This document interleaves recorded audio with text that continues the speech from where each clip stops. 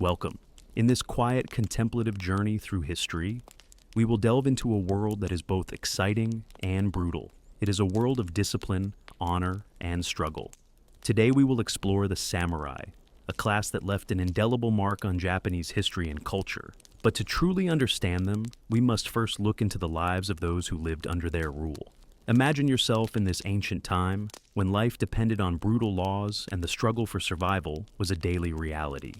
Once you enter this world, allow yourself to slowly dissolve into its rhythm and immerse yourself in an era steeped in duty, suffering, and silent resistance. Allow yourself to be drawn into these stories of peasants under the strict control of the samurai, of a ruthless general who sought to unite Japan, and of the mysteries that still surround these legendary warriors.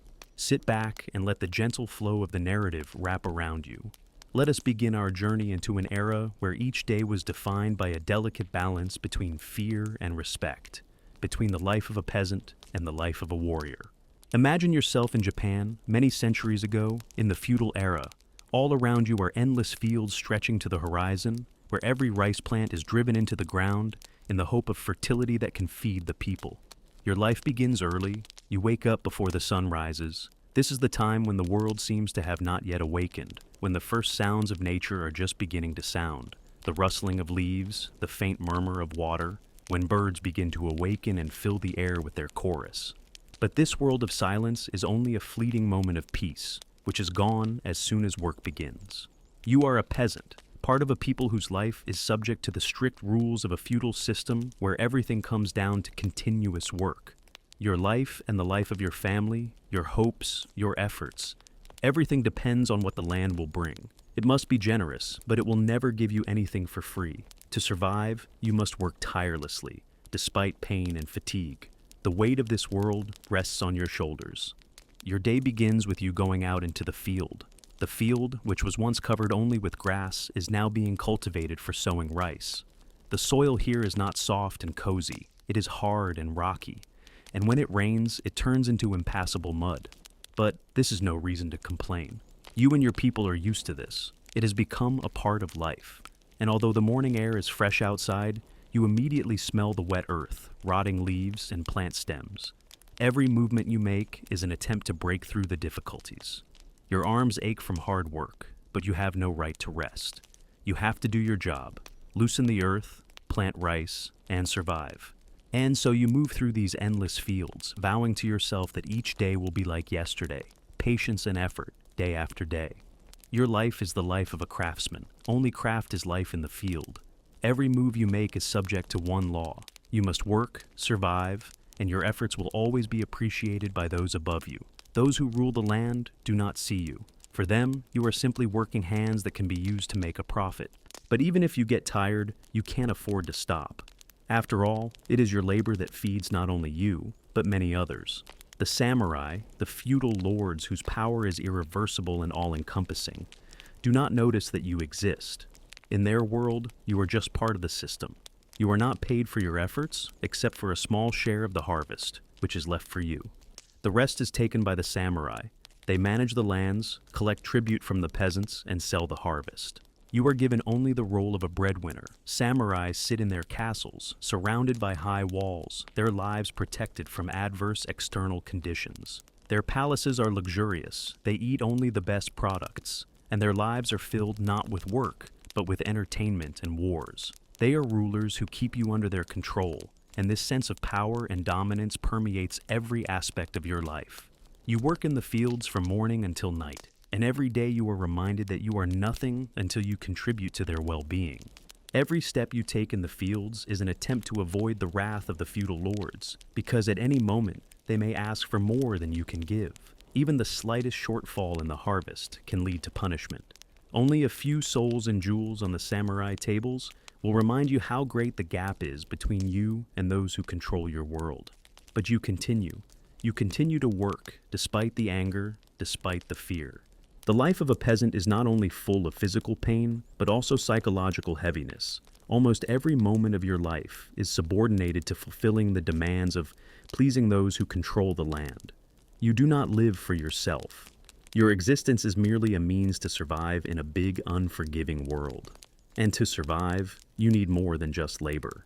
Despite the difficulties, despite the lack of personal rights, you find solace in your little world. It is not a simple happiness, but it is there. Every day you can feel it, at least for a moment when, in the evening, after finishing your work, you sit in the shade and look at the starry sky. The sky does not belong to anyone, and it contains a secret that even the most powerful samurai cannot destroy. It reminds you that there are things you cannot control.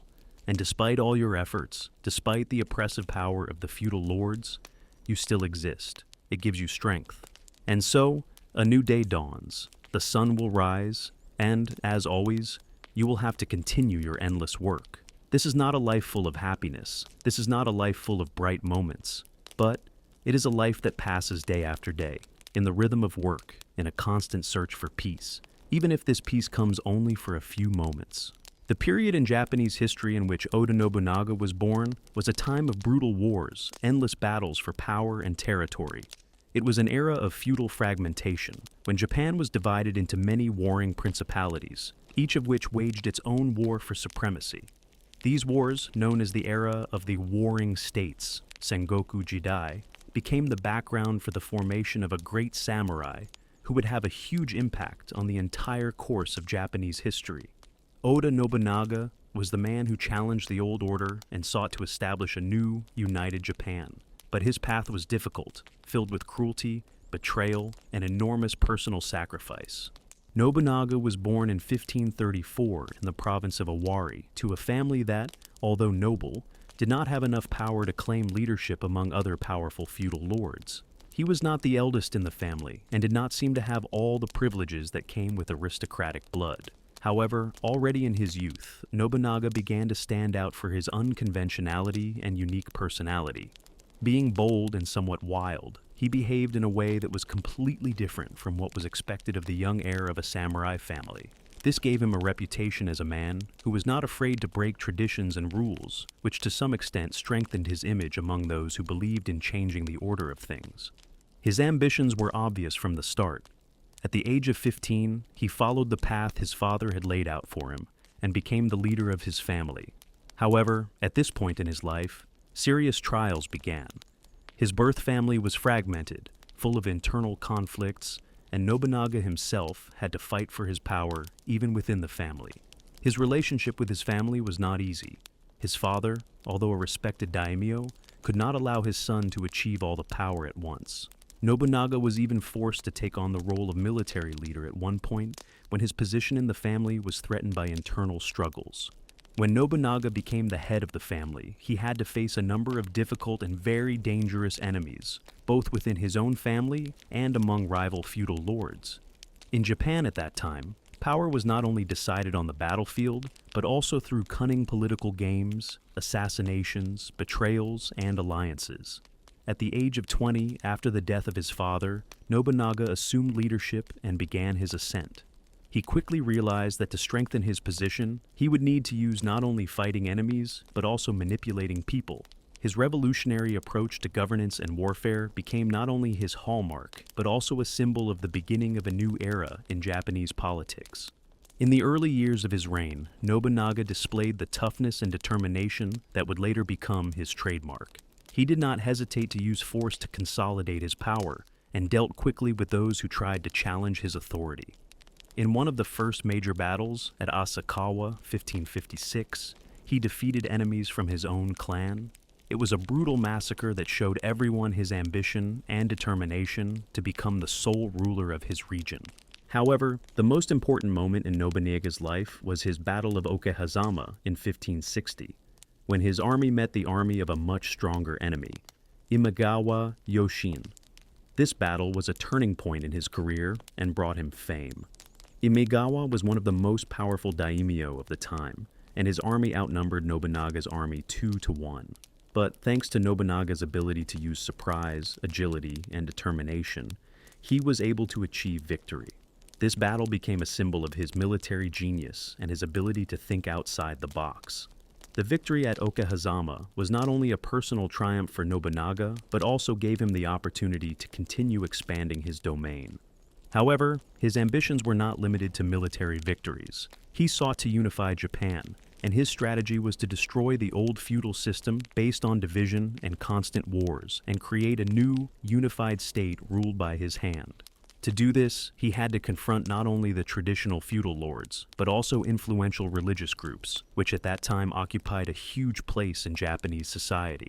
One of Nobunaga's most decisive moves was his attack on the Buddhist monasteries that resisted his authority. He understood that Buddhism and the monasteries were not only spiritual centers, but also significant political players that could influence peasants and feudal lords. So Nobunaga decided to destroy the Aikyoji monastery, which was the greatest threat to his power. This was not just a military operation, it was a blow to the very heart of Japan's spiritual life at the time.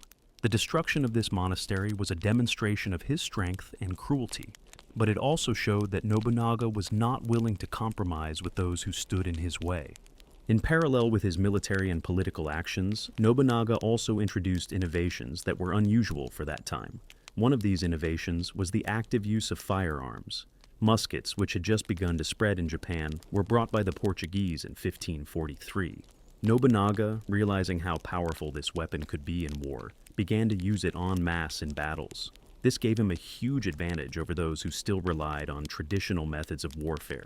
Nobunaga continued to fight for the unification of Japan until his tragic death. In 1582, his closest ally, Akechi Mitsuhide, committed treason. On the night of June 20th to 21st, Mitsuhide attacked Nobunaga at the Honnoji Temple in Kyoto, taking him by surprise. The samurai was forced to commit seppuku, and his life was tragically cut short in the prime of his life. But even in death, Nobunaga left an indelible mark. His successors, such as Toyotomi Hideyoshi and Tokugawa Ieyasu, continued his work and eventually achieved the final unification of Japan. Nobunaga's legacy lives on in his actions and the changes he brought to the country. He was a man who transformed chaos into order, creating the foundation for the future of the Japanese state. His life was full of contradictions. On the one hand, he was a brutal dictator. On the other, a man who dreamed of a more just and stable society. His name still inspires respect and fear, and his strategy and philosophy remain an important part of Japanese history.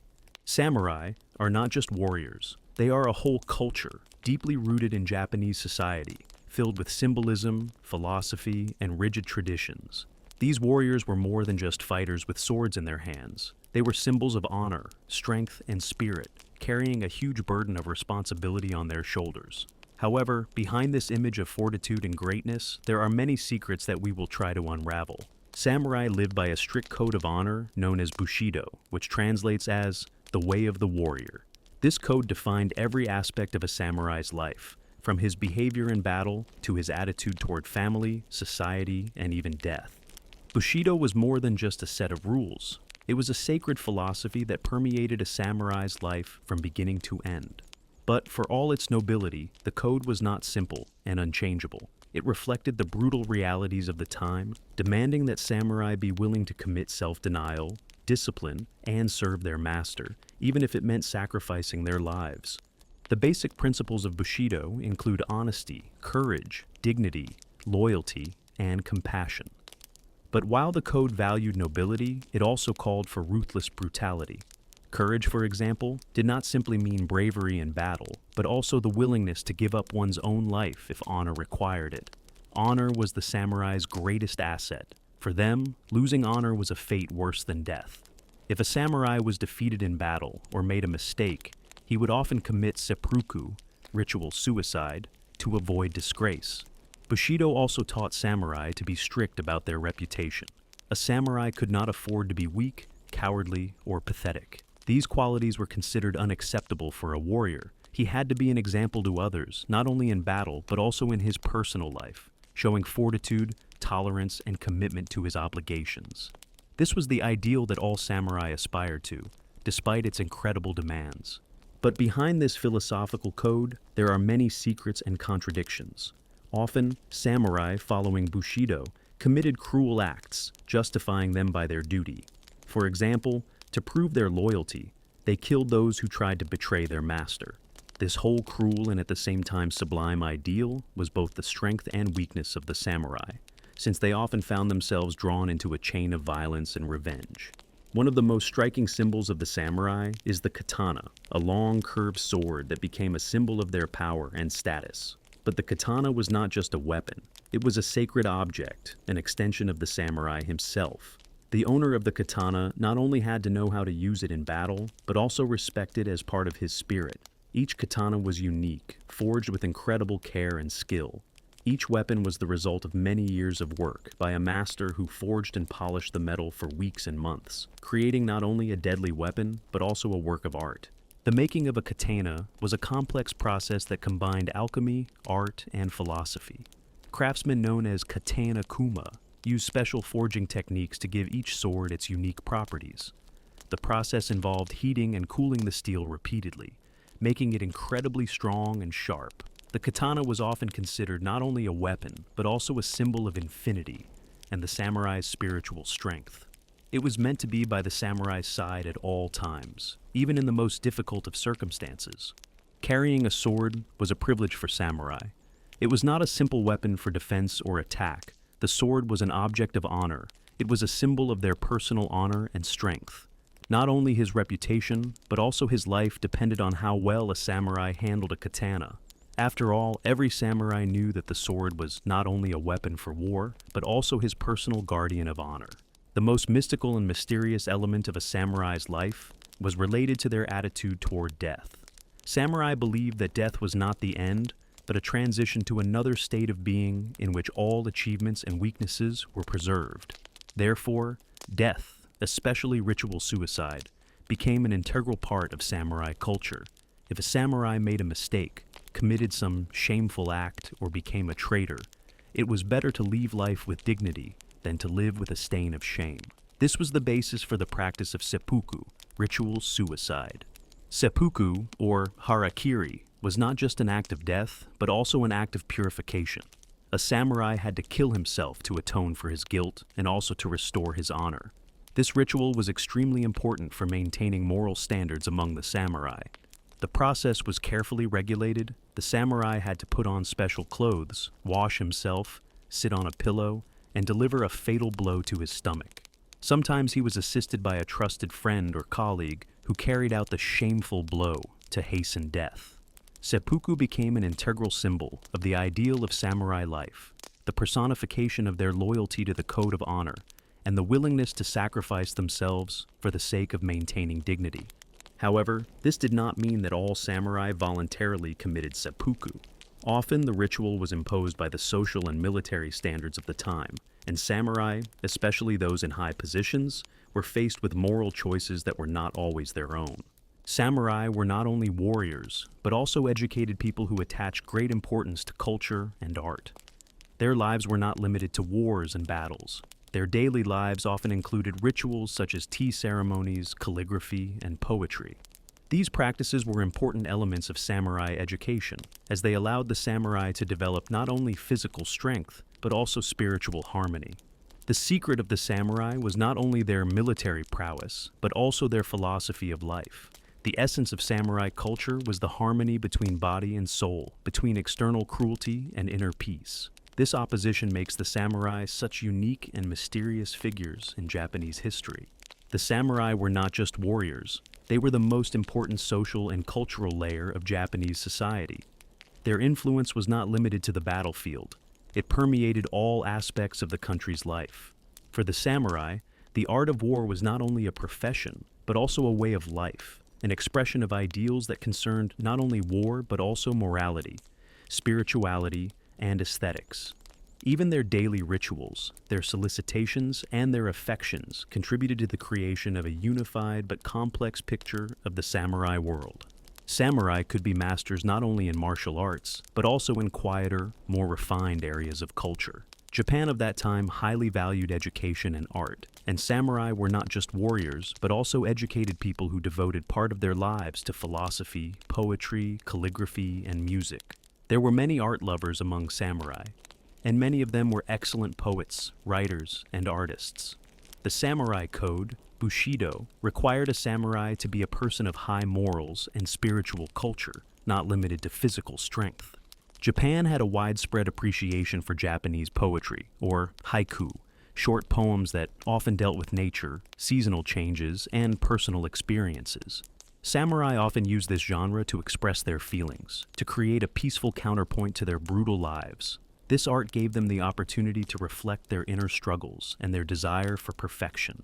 Calligraphy was another important aspect of samurai culture. Writing characters with a brush was perceived as a meditative process in which the samurai could not only improve his skills, but also achieve harmony with himself.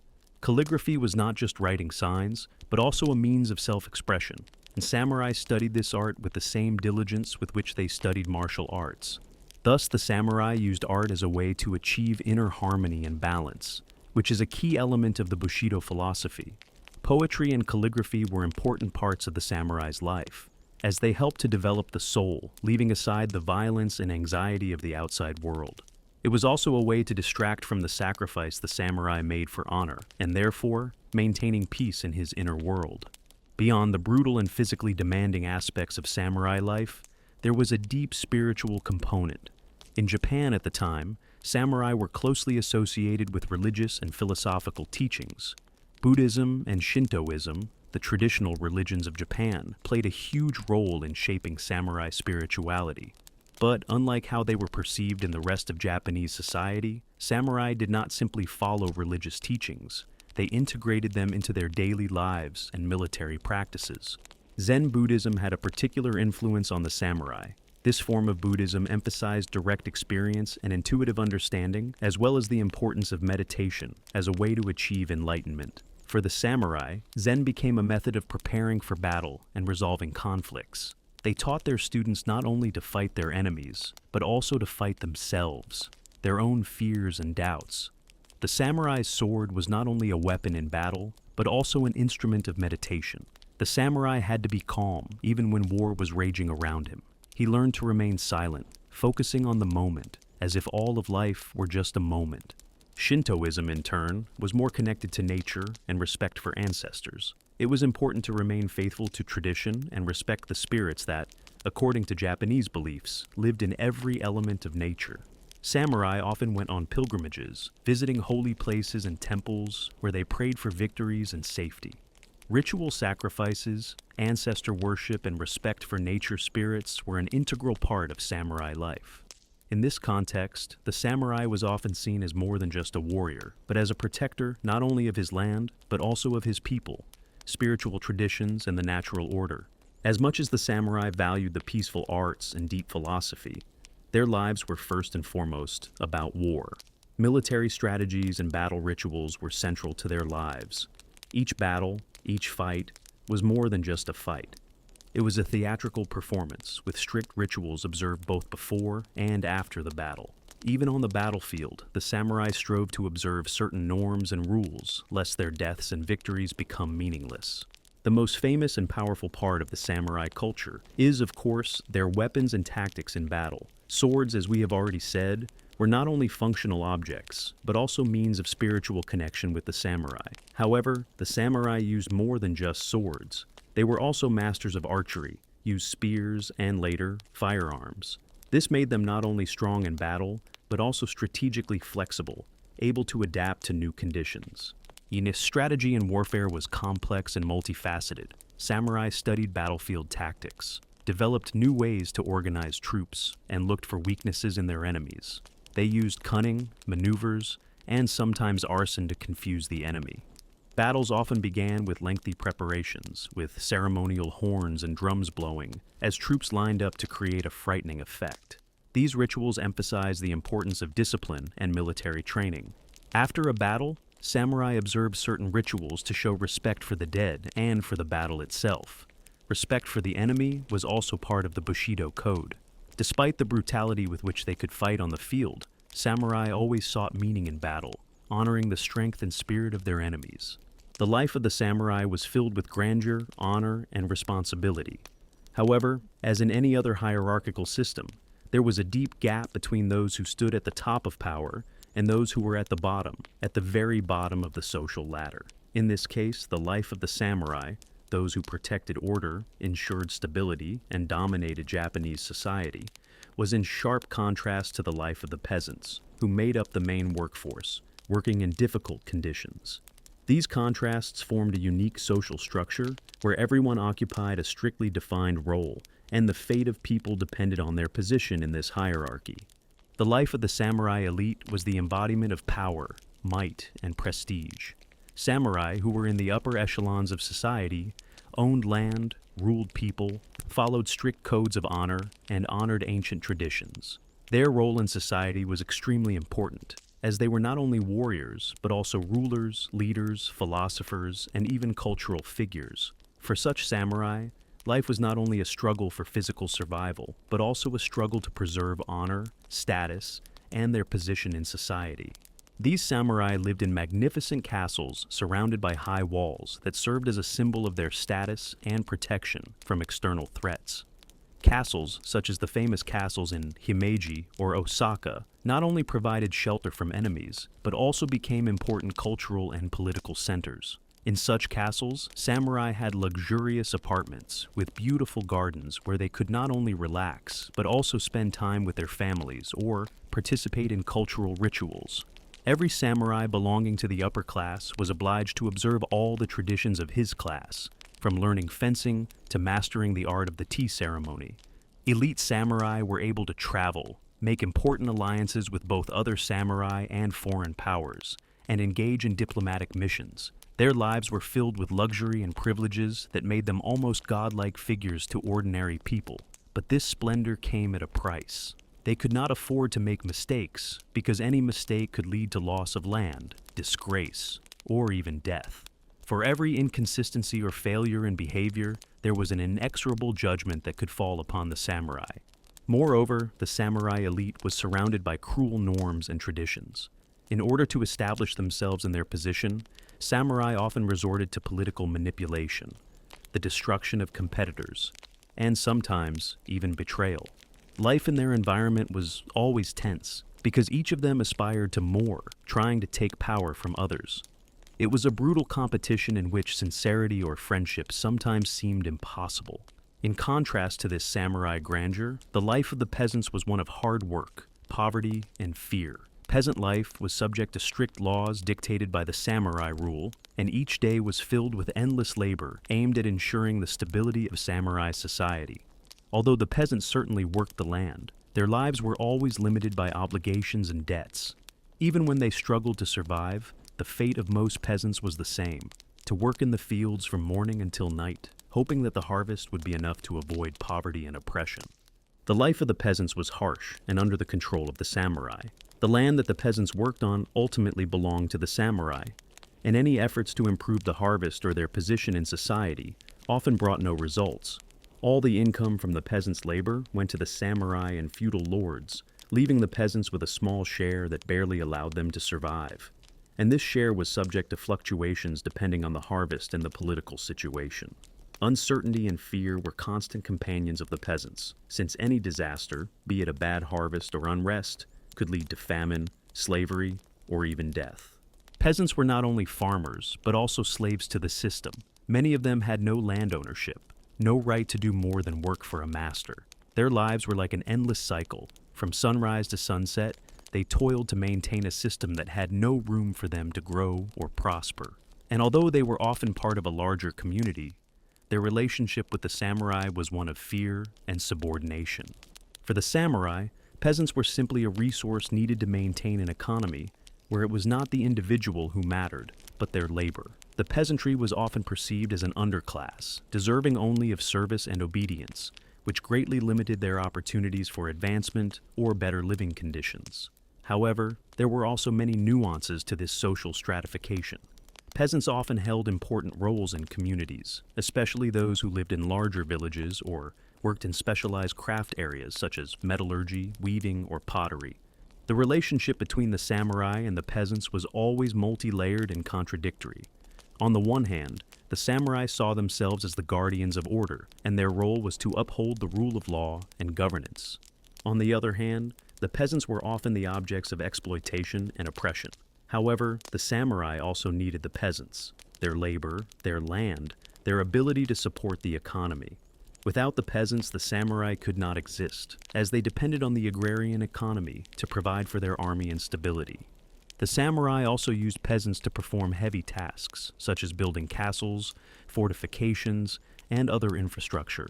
Peasant labor was indispensable for large-scale projects such as temples, bridges, and roads, as well as for military purposes, such as making weapons and uniforms. All this was done for minimal compensation, and for the peasants, these tasks were an unbearable burden. However, throughout Japanese history, there were peasant rebellions against oppression by the samurai. One of the most famous is the peasant rebellion of the Edo period. In these rebellions, peasants demanded better working and living conditions, as well as freedom from excessive taxes and feudal lords. These rebellions, although suppressed by the authorities, showed that there was a latent conflict between the samurai and the peasants, hiding behind the facade of a peaceful hierarchy. At some point, peasant rebellions became a real threat to the samurai, and in order to maintain their power, the feudal lords tried to strengthen their positions by introducing new laws that strengthened their power over the peasants, and introducing increasingly cruel methods of governance. The life of a samurai, with his strict code of honor and obligations to his lord, was undoubtedly difficult. But the life of a peasant, absorbed in the routine of farm labor and subject to the system, was no less difficult, although in a very different form. Despite its cruelty, the life of a samurai was also largely subject to social hierarchy and obligations, while the peasant, however much he aspired to a better life, always remained under the yoke of the feudal system. The system of samurai and peasants was an integral part of Japanese society, determining its structure and driving forces for many centuries. These contrasts between the elite and the lower classes remained not only social, but also cultural. And despite all the difficulties and cruelties that both sides faced, this system continued to exist until it was destroyed by modern changes in Japan. The samurai world, despite its brutality and male dominance, would not be complete without the participation of women. Women in the samurai era played not only the role of mothers, wives, and housewives, but also played an active role in politics, war, and the socio-cultural life of Japan. Unlike many other traditional societies, where women's role was limited exclusively to the home, Japanese women from samurai families had more opportunities to demonstrate power and influence. Their lives, however, were subject to strict social expectations and restrictions, but they managed to adapt to the conditions of the time, leaving their mark on the history of Japan. Although the samurai world is mostly associated with men, there are examples of women who fought alongside men in the military. These women often appeared in times of dire need, when men were killed or absent from the battlefield. One such woman is Oe Hisame, known as one of the first female samurai to fight in battle, equal in skill to her male counterparts. She was the heroine of the Battle of Kawanaka, where she demonstrated strategic genius and courage. Women like Hanako Sugiyama, famous for her participation in battles during the Sengoku period, despite belonging to a feudal family, had the right to bear arms and defend their home and land if their husbands or fathers were absent. These women were trained in basic fighting skills, but often used weapons defensively rather than offensively. One of the most famous examples is Tokugawa Yoshina, a samurai of the Tokugawa dynasty, who is famous for fighting with her company of 30 women against an opposing army of men during a conflict with the Yoshi house. Despite the difficult conditions, she was perceived as a symbol of courage and female strength, making her a historical example for future generations. Samurai women not only fought, but also played an important role in managing their families and lands. In feudalism, women often became temporary rulers in the event of the death or absence of men in the family. This was especially true during periods of instability, when men might be busy fighting. Women managed estates, formed alliances, and made important decisions about the fate of lands and resources. An example of such a woman is Hozumi Mitsuyo, the wife of an important feudal lord from the Oda house. After the death of her husband, she not only retained power, but also managed to sign peace treaties with a number of influential clans, strengthening the position of her house. The importance of women in governance was not limited to times of war, but also included peaceful years, when a woman could become an important figure in the political process. The famous figure of Otohime, the sister of one of the most influential daimyo of the time, also played a role in making political decisions, signing trade agreements, and using her influence on diplomatic relations. Women in such situations often became the figures who maintained order, ensured peace, and helped in the process of transferring power. Samurai women were also responsible for preserving the traditions, honor, and culture of their home. Unlike their Western counterparts, women in Japan often played a major role in preserving family customs, such as the art of the tea ceremony, calligraphy, poetry, and other cultural practices. They raised their children in the spirit of Bushido, passing on to them the moral and cultural values that were important in shaping the next generation of samurai. One of the most famous female figures is Tsurubayetsu, a high-profile samurai woman from the Nagasaki clan. She was a master of the tea ceremony and calligraphy, known for her strict methods of raising children in the spirit of the samurai code. She not only taught the children the arts, but also ensured that the family code of honor was fully observed. The homes of such women were unimaginable without the presence of spiritual and cultural practices that helped shape the character of future samurai. However, women's role in maintaining traditions was multifaceted. Women themselves were the guardians of family honor. Since family property and titles were often passed down through inheritance, women ensured the continuity of the family line, and their participation in family life was essential to maintaining the norms and principles that samurai society considered important. This included strict adherence to traditions regarding marriage, the keeping of family heirlooms, and the management of property and land until the men returned from war. The family roles of samurai women in their daily lives were no less important. They managed the household, overseeing all aspects of home life, from raising children to organizing celebrations and ceremonies that were important for maintaining social status. All of these duties, although not as visible as participation in politics or war, nevertheless formed the social structure and maintained social order. Samurai wives, despite their high position in society, often faced strict demands associated with their duties to family and society. Their lives were strictly limited to domestic chores, but they still played an important role in managing family assets, raising children, and preparing them for adulthood. Women were responsible for the moral education of children, their spiritual development, and the transmission of traditions and knowledge, which were no less important than combat skills. In many cases, samurai wives provided essential protection to their husbands by managing the household in their absence. These women often took part in the political life of their time, forming alliances with other samurai families and providing protection for their household. Women also took part in mass protests and rebellions. While most of these protests were aimed at political or social oppression, many of them were related to the most basic rights of women and their right to fair treatment. One of the most famous stories of women in rebellion is that of a woman named Sayuri Hira, who led protests against tax oppression in 1530. Although many sources do not confirm this fact with complete certainty, her historical presence in these protests became a vivid example of how women also played an important role in the struggle for social equality and freedom. Women in the samurai world were not simply passive participants in life. They had a profound influence on politics, culture, and even military affairs. Of course, their lives were constrained by a number of social and cultural norms that, unlike men, prevented them from taking an active role in open warfare or directly participating in high-level politics. However, they were not simply the shadows of their husbands. These women played key roles in ensuring the prosperity of their families and maintaining the social structures that, in turn, sustained the samurai world itself.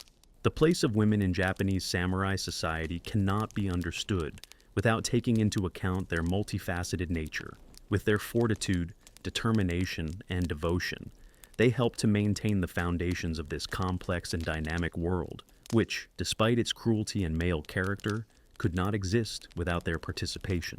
Women in the samurai world were not just participants, but also important creators of this world, which later became the basis for all Japanese culture.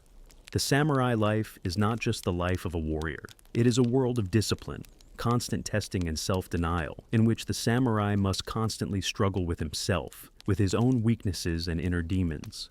Unlike many other warriors, the samurai did not see war as just a physical battle, but as a spiritual practice, as a field where constant work on oneself takes place, where humility and self-denial become the most important elements of his path. It was a life based on ideals that called for restless self-improvement and sacrifice, while implying severe tests. The psychology of the samurai was deeply imbued with the philosophy of self-denial and humility, which became integral parts of their way of life. For the samurai, personal pride and vanity were shameful, and any manifestation of arrogance was considered disgraceful. The highest calling of the samurai was not to gain recognition and respect, but to learn to live in harmony with himself, his master, and the world around him. Humility, self-control, and renunciation of personal desires became the most important moral values that the samurai followed throughout their lives. A samurai was prepared to sacrifice everything for the well-being of his lord and the prosperity of his clan. He followed clear moral rules that dictated how he should conduct himself as a warrior, both in his family and in society. However, this did not mean that a samurai did not experience fear or doubt. On the contrary, samurai were forced to overcome their weaknesses and fears on a daily basis, since, as a rule, they had to face the danger of death or shame. The samurai's self-denial also extended to his attitude toward life and death. Throughout his life, a samurai lived with the constant awareness that death could come at any moment. Samurai culture placed great importance not so much on death itself, but on preparing for it. Psychologically, a samurai was always prepared to die at any moment, whether on the battlefield or in any other situation where his honor would be questioned. This readiness was part of the philosophy of Bushido, the way of the warrior, which required the samurai to accept death as an integral part of life. Warriors of all eras faced moments when they had to give up personal fear or the desire to preserve life for the sake of something greater. In the life of a samurai, such moments were commonplace. For a samurai, battle did not begin with arming himself, studying a map, or organizing. First and foremost, a samurai had to undergo internal preparation, which included conquering his own doubts, fears, and desire to preserve life at any cost.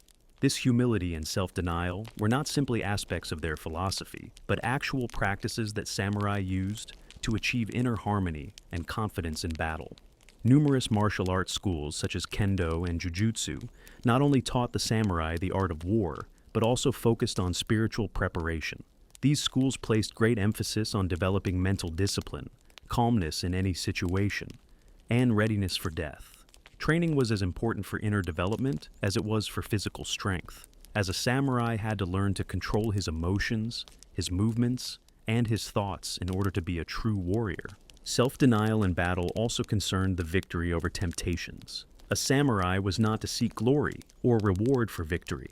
His goal was not to gain recognition, but to fulfill his duty and preserve his honor.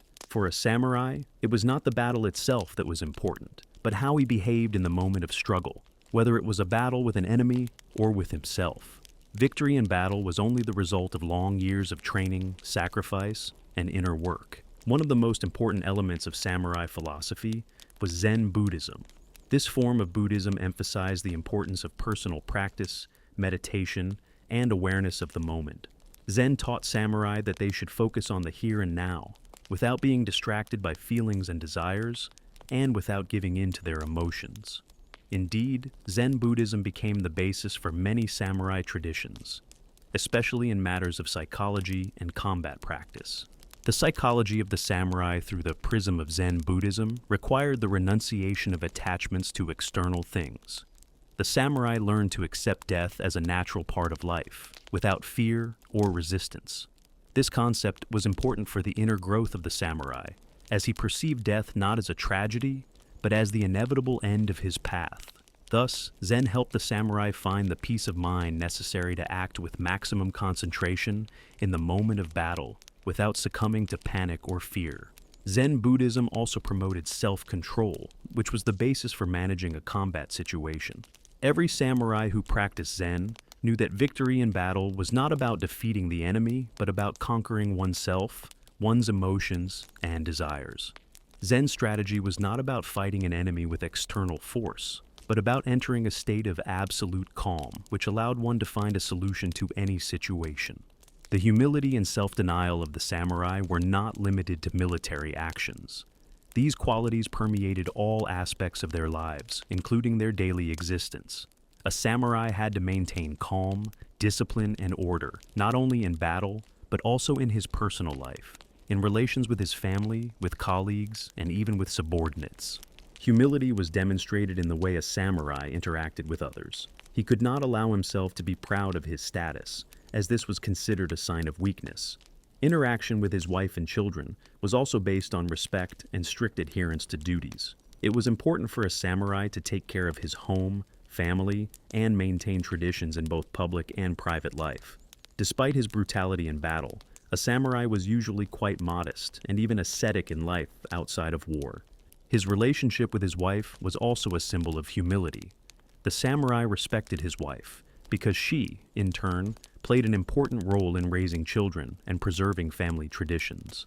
The samurai's wife was not just a housewife. She was also the guardian of family honor and traditions, observing the same principles of humility and self-denial.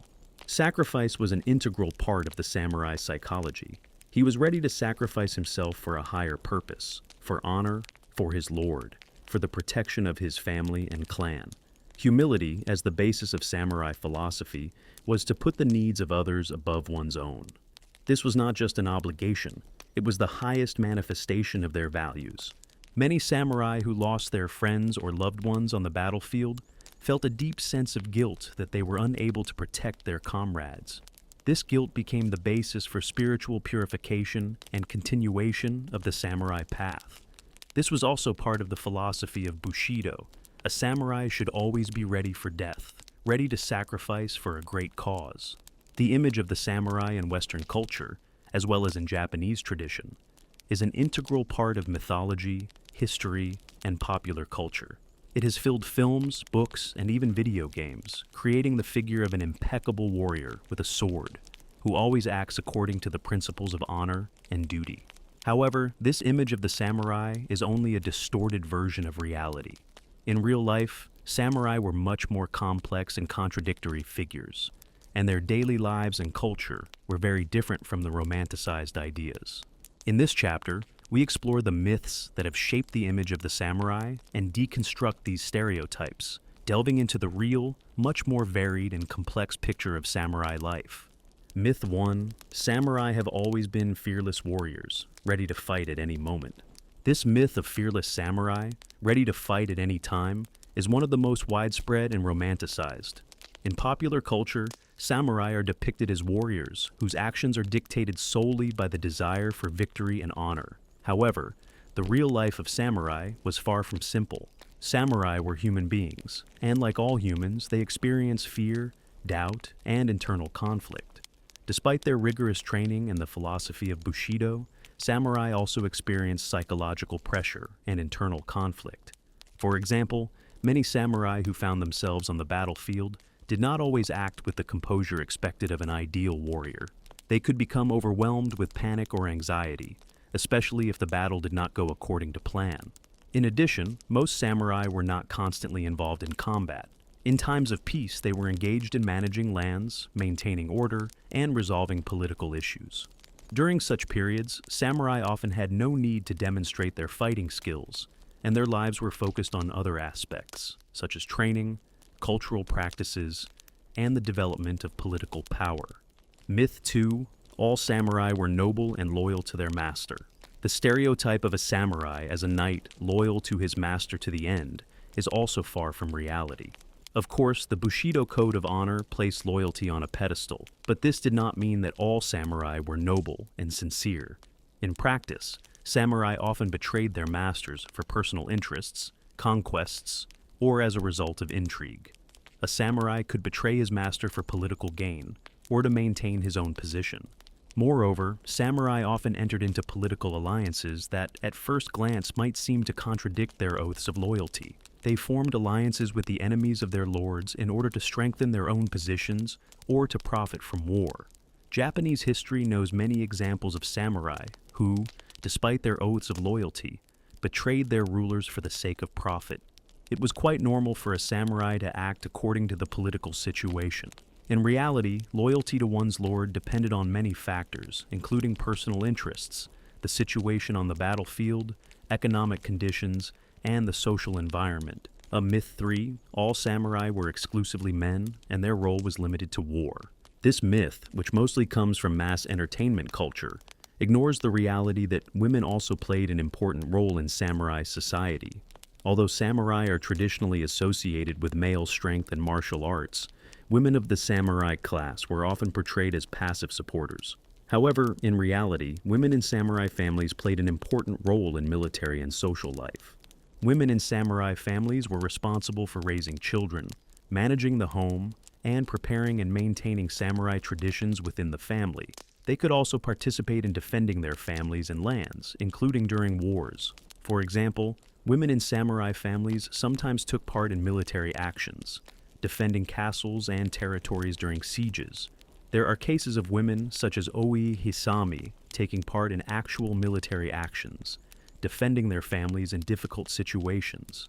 In addition, women played a key role in ensuring the transmission of traditions and knowledge related to the code of honor, art, and culture of the samurai. Their task was not only to preserve and transmit the culture, but also to manage the financial and social aspects of life at home, which also included interaction with other clans and alliances. Myth 4. Samurai always followed a strict code of honor and never broke it.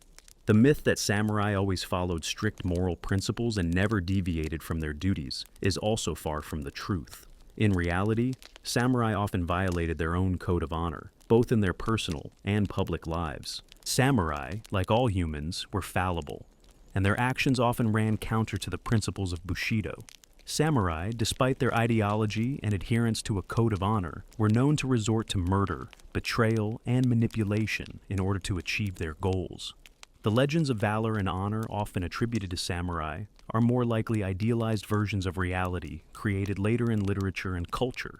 Even great leaders such as Oda Nobunaga or Tokugawa Ieyasu, who played an important role in the unification of Japan, did not always adhere to these ideals. These figures, despite their outstanding role in Japanese history, made harsh and sometimes inhumane decisions in order to maintain their power.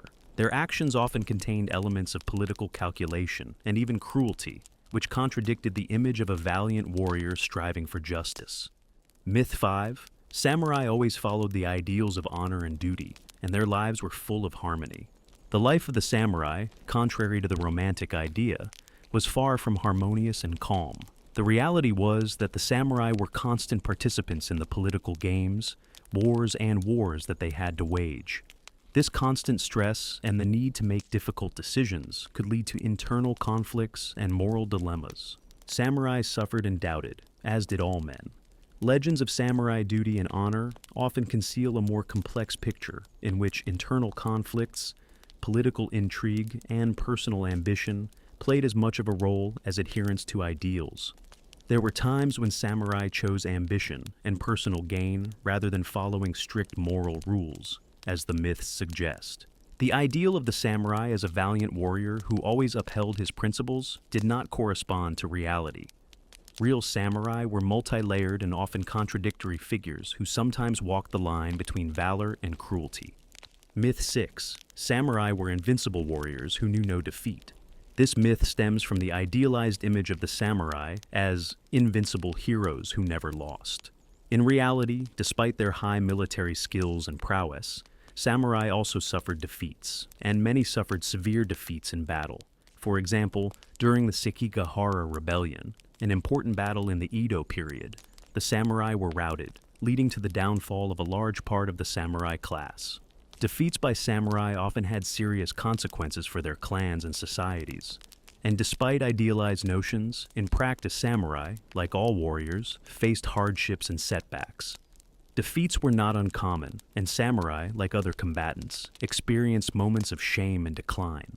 The samurai as a class did not emerge overnight, and their development as an important social and military force took several centuries.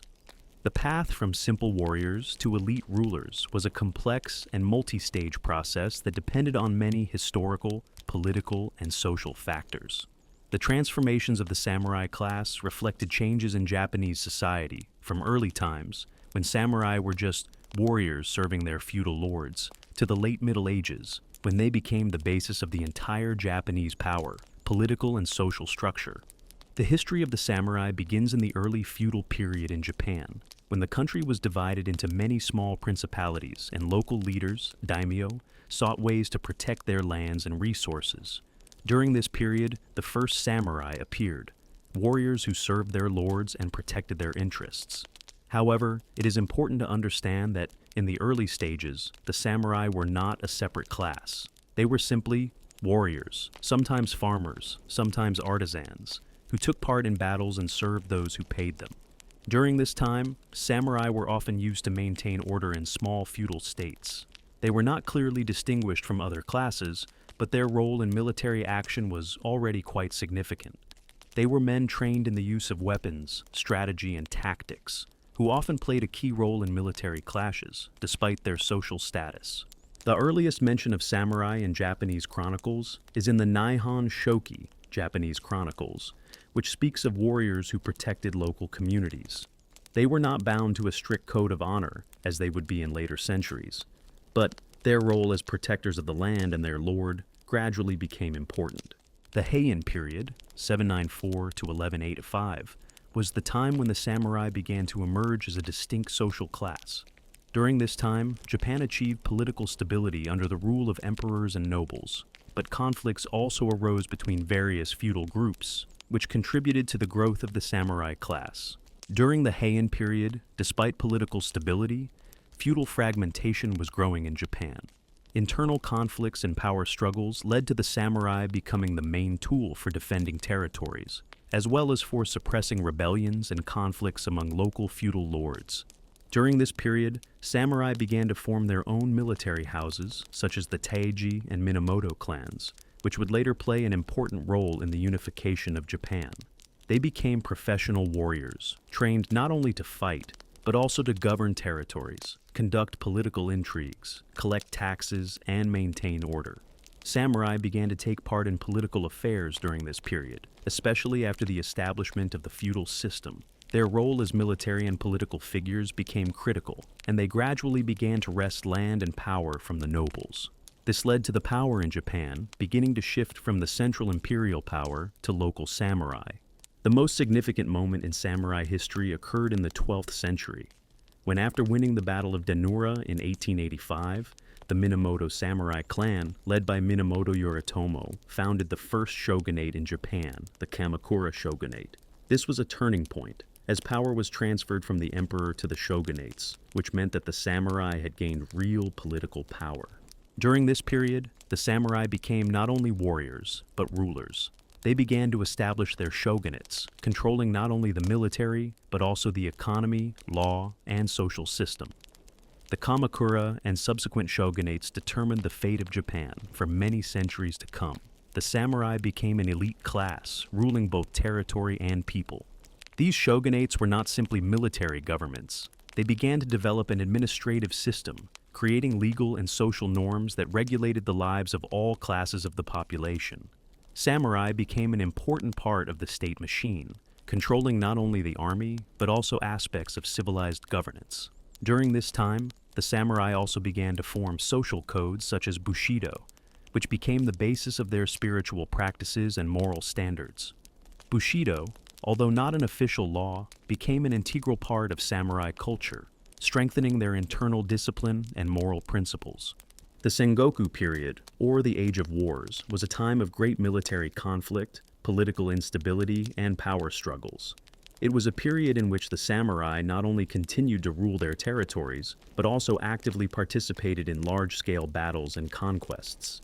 During this time, the samurai were forced to adapt to new conditions.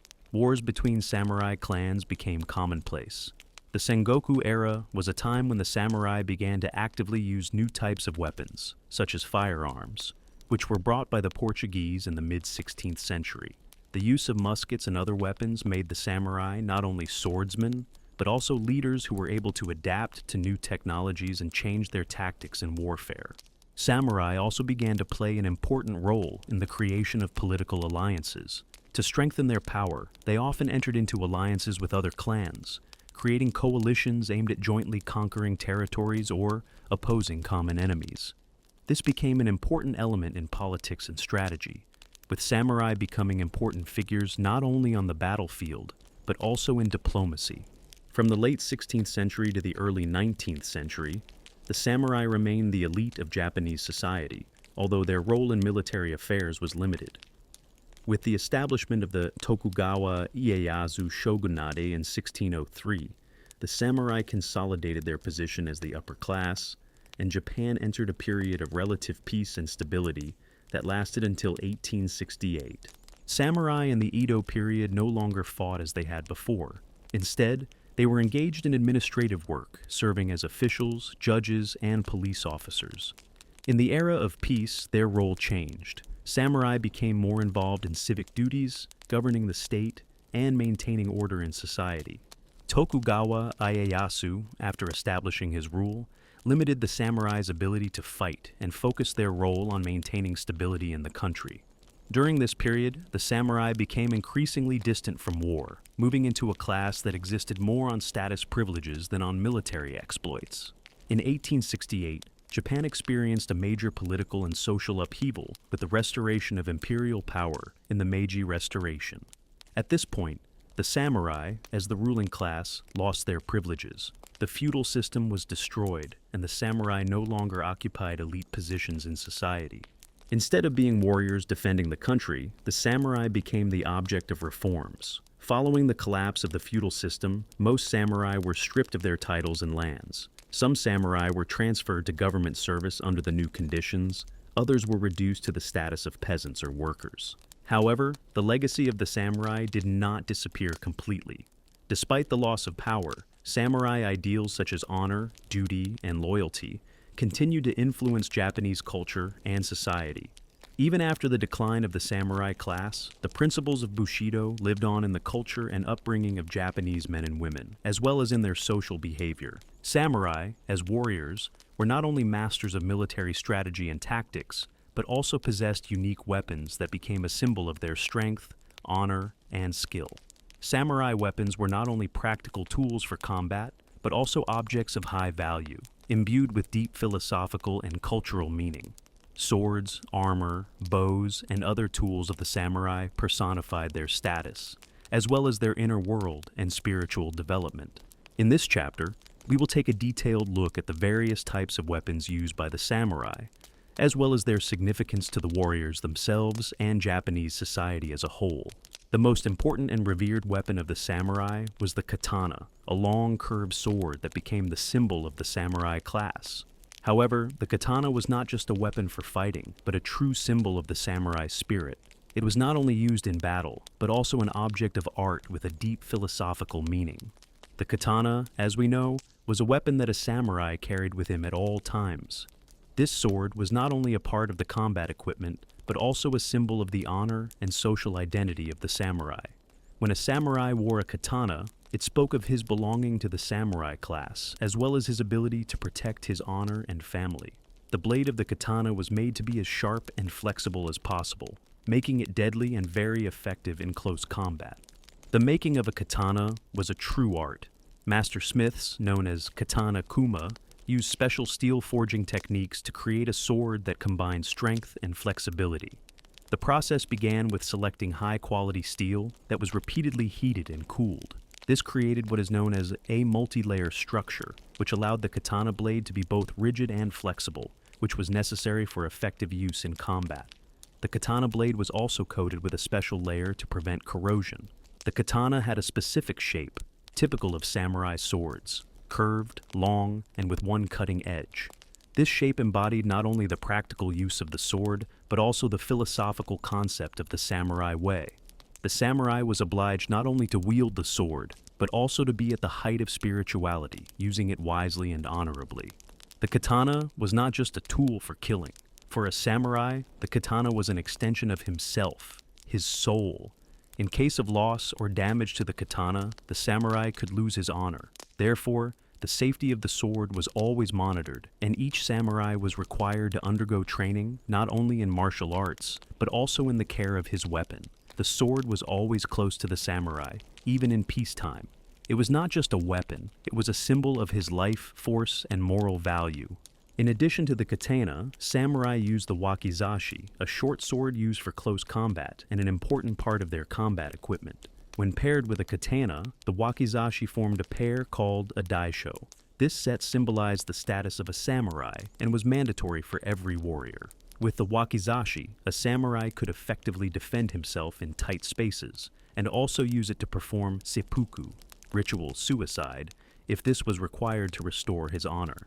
In addition to the katana and wakizashi, samurai sometimes used nokogiri, special short swords with a serrated blade that were used to destroy enemy armor. These swords were used in military practice when it was necessary to pierce armor or a heavily armed enemy.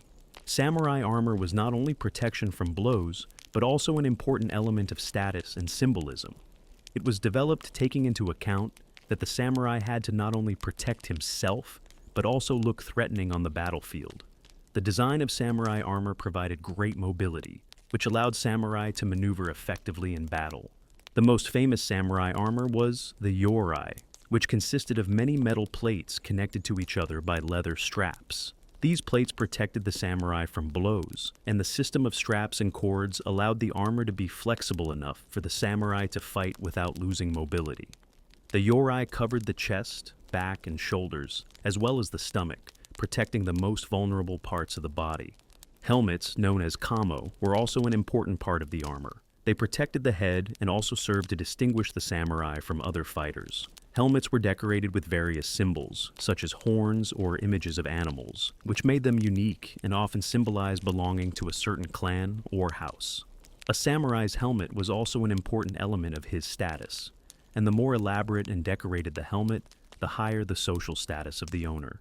The most characteristic feature of samurai armor is the use of metal plates connected by cords. This gave the armor not only protection, but also elegance. In addition, thanks to the lacing, the armor could be easily adjusted for the comfort of the fighter. These cords also played a role in combat symbols and rituals, securing important elements both on the battlefield and in everyday life. In addition to protecting the body, samurai used special armor to protect their legs and arms. Boots made of iron plates, or sabatons, protected the legs from blows and arrows, and gloves provided protection for the hands, but still retained the flexibility needed to handle a sword. The bow was an important weapon on the battlefield, especially in the early history of the samurai. The yumi, a Japanese longbow, was used for both long-range attacks and defense. Samurai bows were made of wood and bamboo, and arrows were often tipped with stone or iron. Samurai, despite their reputation as masters of the sword, were trained in archery from an early age. During the early feudal times, the bow was the main weapon in battle, and samurai used it for attacks from a distance until a period when firearms became more popular. However, even during the shogunate era, samurai continued to use bows for ceremonies and military training. Although the katana and bow were the main weapons, the samurai also used other weapons. Spears, or yama no yari, were common during the Sengoku period. These long and sharp spears were used for close combat attacks and also served as a defense. Their length allowed for long-range combat and effectively kept the enemy at bay. Naginata, these are long, curved-bladed sabers used by samurai to deliver powerful blows and cut opponents from a distance. These weapons were also part of samurai training, unlike more conventional swords such as the katana. Although the samurai ceased to be the primary fighters in Japan after the Meiji Restoration, their weapons and tactics are still used and studied. Modern Japanese masters and historians continue to refine the art of handling the katana and other weapons of war, both in martial arts, kendo, iaido, and in the field of historical reenactment. Samurai swords such as the katana and wakizashi remain important cultural symbols, and their study and preservation are actively pursued in Japan and abroad. Unlike simple combat encounters, the samurai always paid special attention to preparation for battle, choosing a place for battle, disposition of troops, and maneuvering. Strategic decisions on the battlefield were as important as the actions at the moment of battle. The samurai were masters of tactics, and many of their military strategies formed the basis for subsequent generations of Japanese military and military science. Samurai were masters of maneuvering and cunning. One of the tactics often used was the strategy of feint, where the samurai would make the enemy expect one type of attack, and then suddenly change the direction of the attack, creating panic among the opponents. In this context, the art of psychological warfare played a crucial role. The samurai sought to create a false sense of security in the opponents, or, on the contrary, to intimidate them by creating strategic feints. Tactics of pseudo-offensive or retreat that misled the enemy were also often used. For example, entire units could retreat, then take unexpected positions and attack from different flanks, taking advantage of surprise. Samurai were known for their unique troop formation tactics. The hexagonal formation, or so-called wedge formation, was one of the most popular ways to organize troops. This form allowed the samurai to attack opponents from several sides, as well as effectively defend against attacks on the flanks. In addition, samurai often used river routes, mountains, and forested areas to conduct covert operations such as ambushes or surprise raids. Waiting for an attack in a place where the enemy did not expect, it was part of the art of war that was always used on the battlefield. As the samurai culture developed and the size of the army increased, siege warfare became an important part of military practice. Sieges were complex and intense processes that required samurai to not only attack, but also to effectively defend their territory. Samurai built many castles, which were used as strongholds to protect their territory from external enemies. The most famous castles were Himeji and Nyoji, which became symbols of samurai architecture. These castles not only served as defenses against enemies, but also as cultural and administrative centers. The strategy for defending castles included the construction of internal walls, moats, and gunpowder fortifications that could withstand long sieges. Sieges also used psychological strategies. For example, the use of fires and explosions could intimidate the enemy, especially if they used fearsome weapons such as fire arrows and bombs. Samurai not only fought within Japan, but also took part in wider international conflicts. They played a key role in defending Japan from external threats, and helped maintain national security in the face of global threats. One of the most striking examples of samurai military strategy can be found in Japan's struggle with the Mongols. In 1274 and 1281, Mongol forces attempted to invade Japan, but were successfully repelled. The samurai used a scorched earth strategy, creating defensive lines and recruiting local forces. The Mongol forces, although superior in numbers, were unable to overcome the well-organized resistance of the samurai. Many of the tactics and strategies developed by the samurai continued to be used after the collapse of the samurai era. Tactics such as feint retreat maneuvers, ambush, and psychological pressure on the enemy influenced the development of Japanese and world military science. Samurai strategy became the basis not only for military schools in Japan, but also for the analysis of military conflicts in other countries. Samurai were not only powerful warriors, but also masters of the art of war, whose fighting skills, techniques, and philosophy of combat became the basis for Japanese martial culture. Their skill and philosophy in fighting were inextricably linked, and the very concept of mastery included not only physical strength and dexterity, but also spiritual perfection, the ability to concentrate, discipline one's thoughts, and control one's emotions. All these qualities turned samurai into true masters of war, and this art contained not only technical secrets, but also deep philosophical truths. In this chapter, we will take a closer look at the fighting techniques, training disciplines of the samurai, and the philosophy underlying their military practice. Samurai life began with early training, and in this process, not only physical training played an important role, but also spiritual education, which determined the future moral preparedness of the warrior. Samurai training began with the very basics, with the study of the basics of fencing, bow and arrow, spear fighting, and other martial arts. But this training was not limited to technical aspects. First of all, the samurai had to learn to control his feelings and thoughts, which was an integral part of the philosophy of Bushido. Kendo, the art of swordsmanship, is one of the most important disciplines in the training of the samurai. This art focused on hard, fast strikes and maneuvers that not only demonstrated skill, but also tested the mental readiness of the samurai.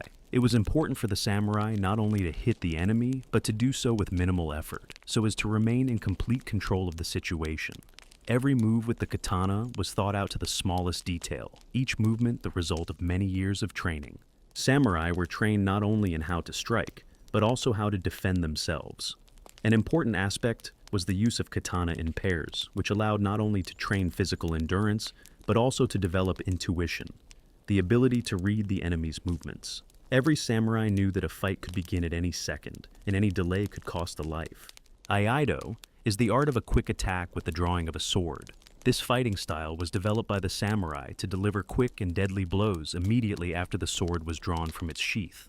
This art not only helps to develop fencing technique, but also promotes concentration, discipline, and attentiveness. For a samurai, not only the process of drawing a sword was important, but also the philosophy behind this action, the awareness that every fight could be the last. And it is important to act immediately without wasting a second on doubts. Aikido masters taught samurai to always be ready to attack, always looking for an opening in the enemy, and never to remain passive. Every blow was aimed at neutralizing the enemy and regaining control. Aikido taught samurai to be in tune with movement and timing, allowing them to create a moment of amazing effectiveness in combat. Before firearms became the main weapon of the samurai, they used the yumi, a Japanese bow, which was one of the most powerful long-range weapons. Using a bow for the samurai was not only a physical act, but also an art that required great attention and precision. The bow was long and could allow arrows to reach a target up to 200 meters away, which gave the samurai the opportunity to attack the enemy from a safe distance. Before a samurai could become a master of archery, he had to go through many stages of training. He learned not only how to properly pull the bowstring, but also how to calculate the strength and direction of the wind, how to develop the accuracy of the shot. During training, samurai often used targets that allowed them to practice accuracy and eliminate errors. Samurai archery also required the development of inner harmony, because the most important aspect was not only physical strength, but also the ability to concentrate and act in the moment. Naginata, a long spear with a curved blade, was also used by samurai for long-range combat. This weapon required not only strength and endurance, but also sophisticated techniques aimed at effective attack and defense. In combat with a naginata, a samurai used long strikes, trying to keep the enemy at a distance while simultaneously protecting himself from his attacks. Samurai, as strategists, always looked for ways to get ahead of their enemies. They used not only physical strength, but also intuition, psychology, maneuvers, and logic to achieve victory. It was important not only to win the battle, but also to minimize losses, study the enemy's weaknesses, and attack at the right moment. Samurai used a variety of tactics to maneuver and deceive the enemy. One of the most commonly used tactics was the feigned retreat, in which the samurai would pretend to flee, luring the enemy into a trap and then attack unexpectedly. Another tactic used was to concentrate forces on one flank or part of the army, which would weaken the enemy's defenses in other places and attack at the right moment. Samurai often trained for many hours to develop the ability to react quickly and adapt quickly to changing situations on the battlefield. This required not only physical strength, but also strategic thinking, the ability to read the situation and make quick decisions. The samurai's military prowess was not limited to physical training either. Their strategic thinking was deeply rooted in the philosophy of Bushido, the ability to act without fear, to take risks at the right moment, and to make difficult life and death decisions were all important parts of a samurai's training.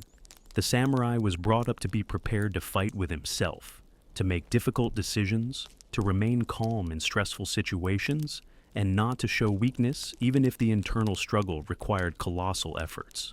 This internal self-denial and control over emotions allowed the samurai to act with maximum efficiency in battle.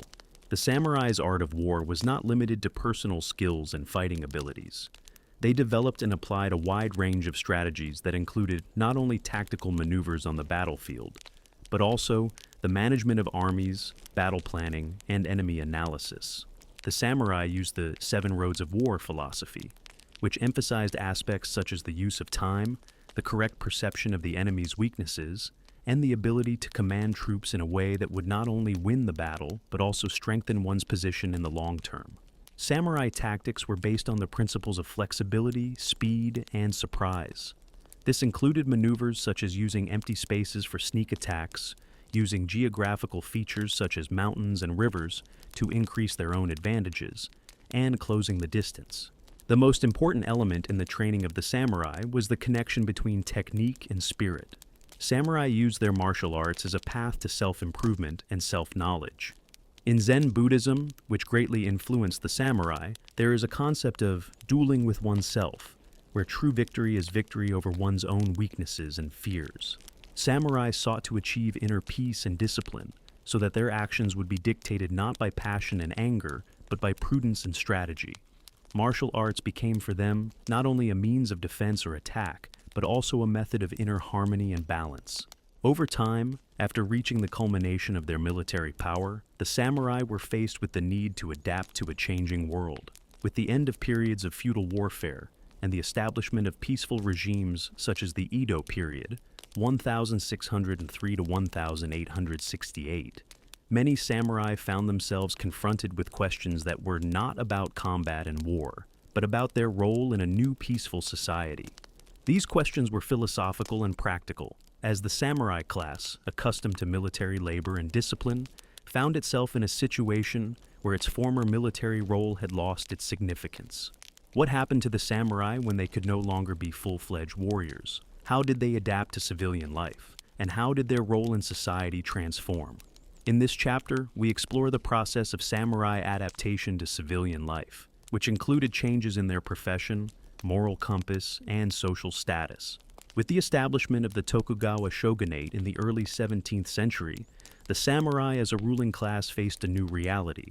The Edo period had brought Japan a long period of peace, and the military conflicts that had been their main occupation in the past had virtually disappeared. The Tokugawa shogunate, which came to power after the wars since the Sengoku period, established a rigid social order in which the role of the samurai was no longer associated with warfare, but with governance, administration, and judicial activities.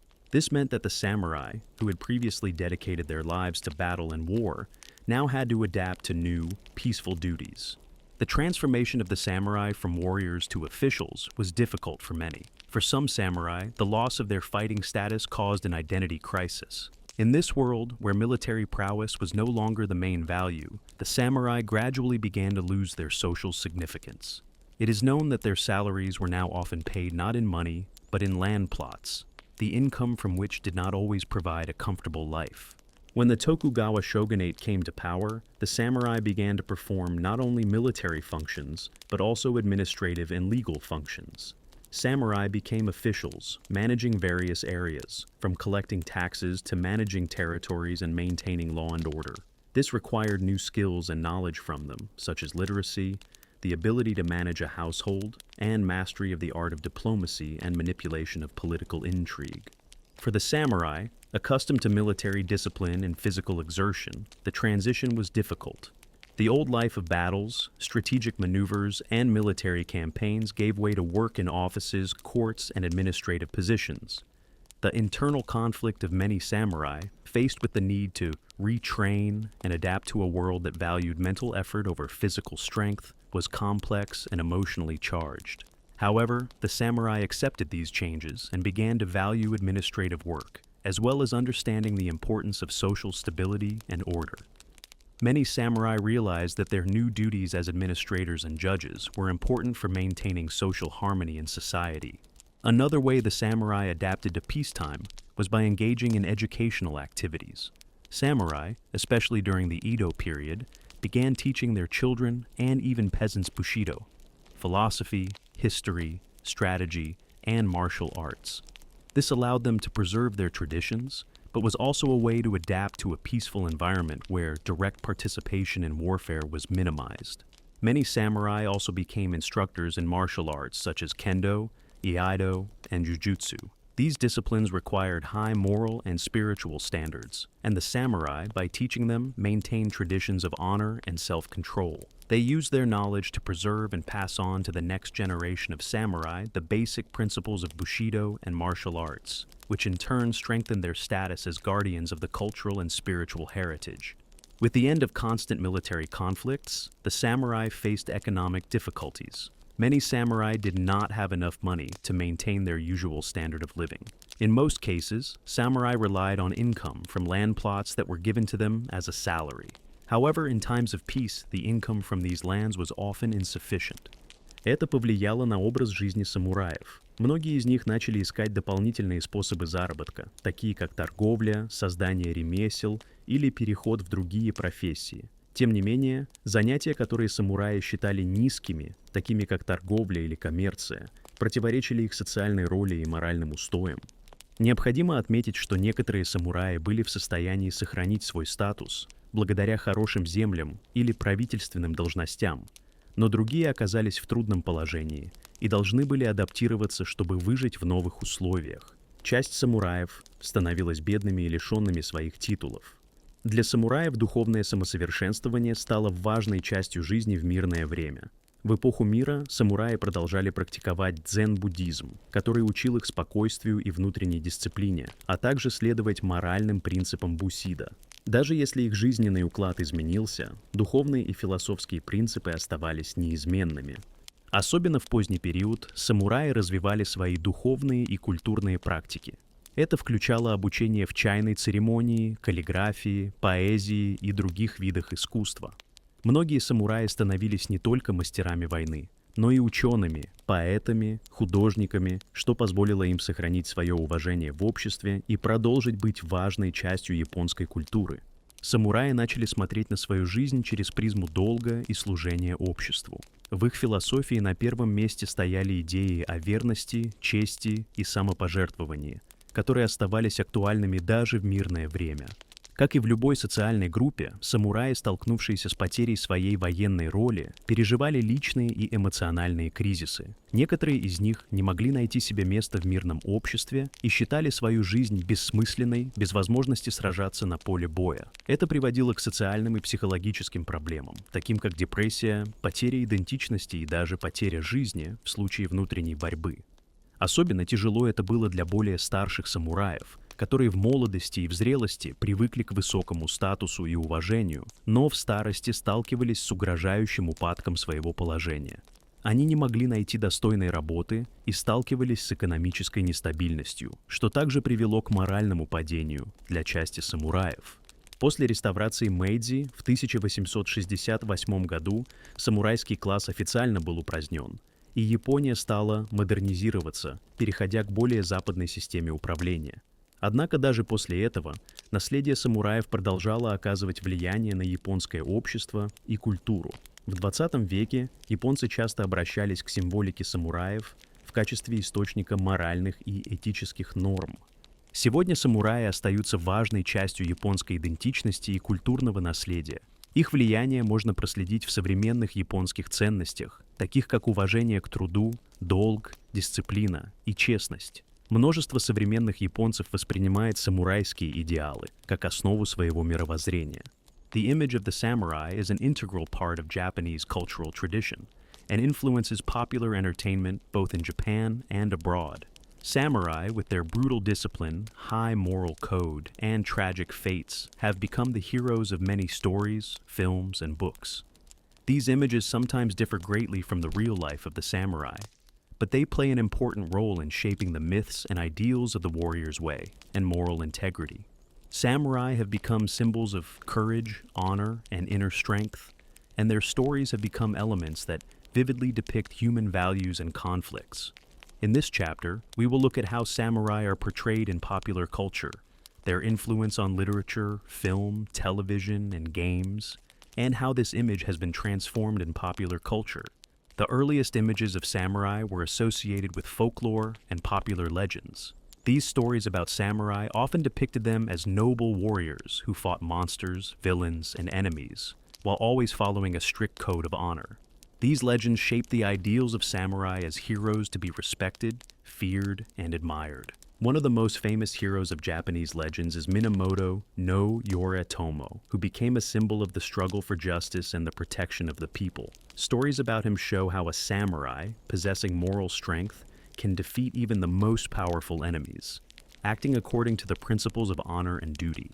Japanese myths often feature the image of the samurai, who serves as a protector of the weak or restores order to a broken society. These stories often included fantasy elements, with samurai battling spirits, demons, and supernatural beings, which emphasized not only their physical strength, but also their moral character. The famous story of the 47 Ronin is perhaps one of the most famous Japanese samurai legends. This true story of 47 samurai who avenged the death of their master has inspired many works extolling the ideals of honor and loyalty. The legend of the Ronin continues to inspire works of literature and cinema. With the development of Japanese literature, samurai became central figures in numerous works. From classical poetry to Edo-era novels, samurai played an important role in transmitting cultural and philosophical values. Kabuki and Noh theater, one of the most important forms of mass entertainment in which samurai were portrayed, was Kabuki theater. This art combined elements of drama, music, and dance to create exciting and emotional performances in which samurai often embodied the ideals of honor, self-sacrifice, and tragedy. No theater, which was more reserved and highly intellectual, often depicted the stories of samurai, showing their internal conflicts, struggles with fate, and human weaknesses. Samurai in these productions were not only heroes of the action, but also philosophical figures embodying universal moral questions. Literature of the Edo period. Edo-era literature developed in a variety of genres, including period novels and plays, in which samurai were often central characters.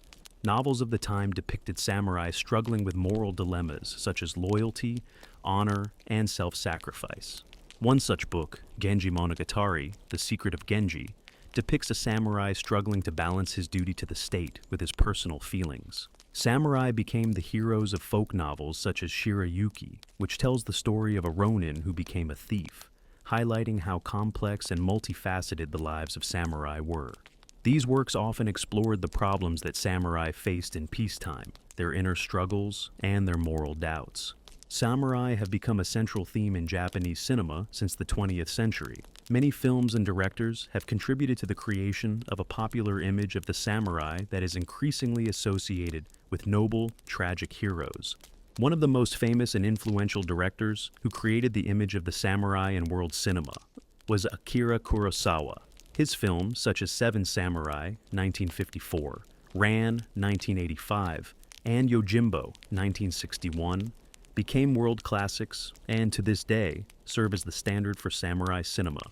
Seven Samurai tells the story of a group of samurai who protect a village from bandits.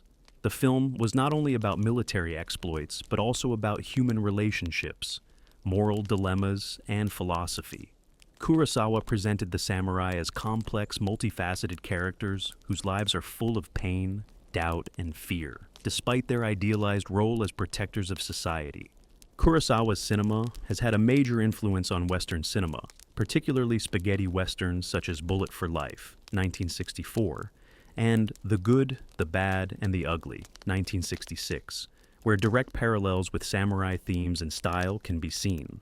For example, Bullet for Life was partly inspired by the Japanese film Yojimbo, and both feature a lone hero who fights against multiple enemies without giving in to moral compromise.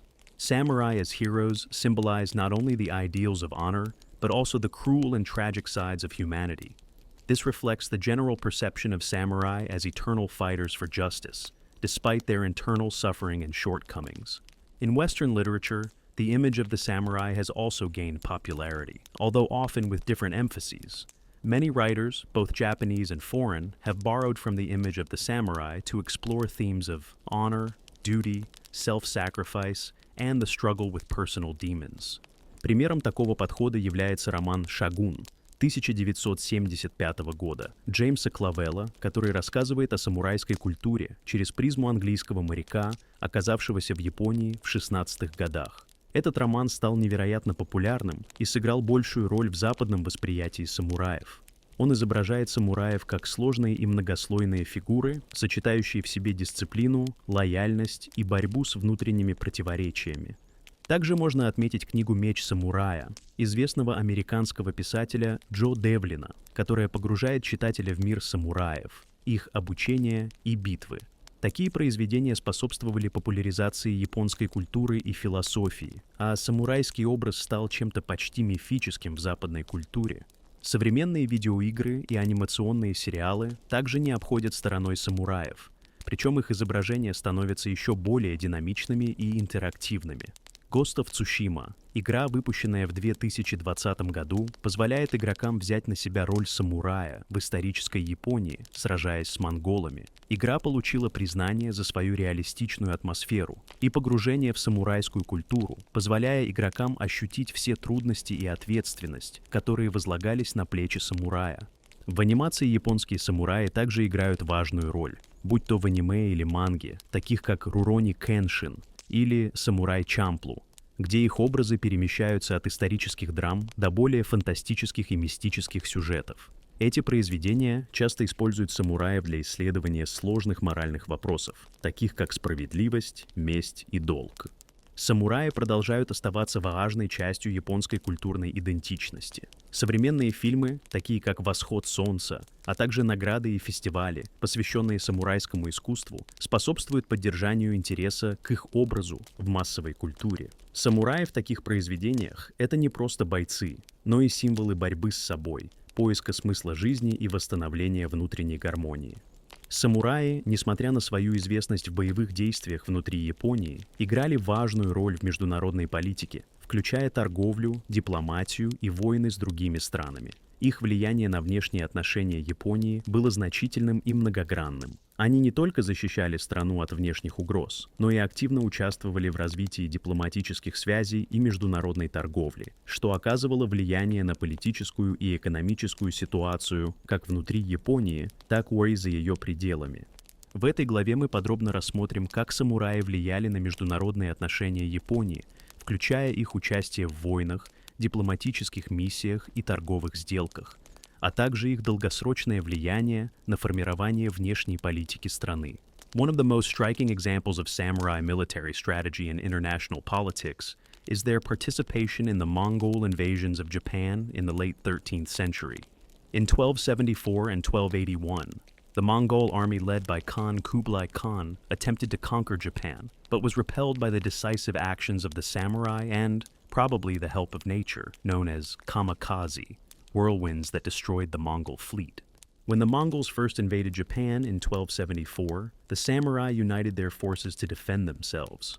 The Japanese, armed with traditional Japanese weapons such as katanas and using their powerful tactical maneuvers, were able to successfully repel the attack, despite the Mongol numerical superiority. This was not just a victory on the battlefield, but also a strategic victory that demonstrated how national self-defense and samurai military tactics could effectively resist an external aggressor. After his initial failure, Kublai Khan attempted to invade Japan again in 1281, but was again defeated when a huge Mongol fleet was destroyed by a storm. The Japanese used this natural disaster as a symbol of their invincibility. Thus, although the Japanese fought in both Mongol campaigns, the invasion became a symbol not only of samurai strength, but also of the spirit of Japan. These battles not only strengthened Japan's internal unity, but also had an impact on international politics. After these events, Japan focused its efforts on defending itself from external threats, and the samurai became even more important figures in defending the island and in resolving foreign economic issues. Samurai, as the ruling classes, played an important role in the development of Japan's international trade, especially in the early modern period. Samurai not only defended their territories, but also actively participated in trade transactions, which contributed to the growth of international contacts and economic stability in Japan. In the early period, the samurai maintained trade relations with neighboring countries such as China and Korea. In the 16th century, during the Muromachi period, Japan already had regular trade relations with China, which contributed not only to economic development, but also to cultural exchange. Products such as silk, porcelain, weapons, and even Buddhist relics played an important role in trade between Japan and neighboring countries. Trade with Korea was also an important part of Japanese foreign policy. Samurai protected trade caravans and ensured peaceful cooperation with neighboring countries, which helped strengthen Japan's economy in the context of feudal fragmentation. In the 16th century, Japan opened its ports to trade with Portugal and Holland, which greatly expanded the country's international ties. The Portuguese brought not only goods, but also firearms, which had a huge impact on the Japanese army and samurai, changing their tactics and weapons. This also contributed to the development of international trade and the strengthening of ties with European countries. The Dutch, in turn, established trade relations that were also important to Japan, especially in the areas of science, technology, and culture. These relations allowed Japan to be part of a larger world market and strengthen its economy. Samurai played an important role in Japan's diplomatic relations with neighboring countries. They not only participated in military campaigns, but also acted as ambassadors and diplomats, representing Japan's interests abroad. Samurai were responsible for diplomatic missions to China and Korea, where they served as ambassadors, trade agents, and political representatives. These missions served as an important channel for concluding trade agreements, as well as maintaining peace and stability in the region. Samurai represented the interests of the shogunate, and carried out important negotiations that affected the political and economic situation in Japan. After Japan opened up to European traders, the samurai also played a role in maintaining diplomatic relations with Portugal, Holland, and Spain. A major milestone was the conclusion of a treaty with the Dutch in 1609, which became the basis for long-term trade relations that continued into the Meiji era. Samurai missions to Europe, such as Rome, played a key role in fostering mutual respect and understanding between Japan and Europe. Samurai traveled the world, exchanged knowledge, and established connections that influenced the global politics of the time. Although the samurai primarily focused on Japan's domestic politics, their participation in international wars is also important to understanding their role in world politics. For example, the samurai participated in the China Wars, where Japanese mercenaries and samurai fought for Japan's interests by performing tasks related to expanding influence. Samurai also took part in wars on the Korean Peninsula, as Japan attempted to expand its influence in the region. Military campaigns such as the 1592 invasion of Korea, led by Toyotomi Hideyoshi, showed how samurai could use their military resources to intervene in international affairs. Samurai played a key role in the development and use of firearms, which were introduced by Portuguese traders in the mid-16th century. These weapons became an important element in samurai tactics and changed the way Japan fought wars. Firearms also became part of international trade, providing the samurai with new technology to defend their country. The use of firearms not only made the Japanese army more powerful, but also greatly improved Japan's interactions with European powers, strengthening trade and diplomatic ties.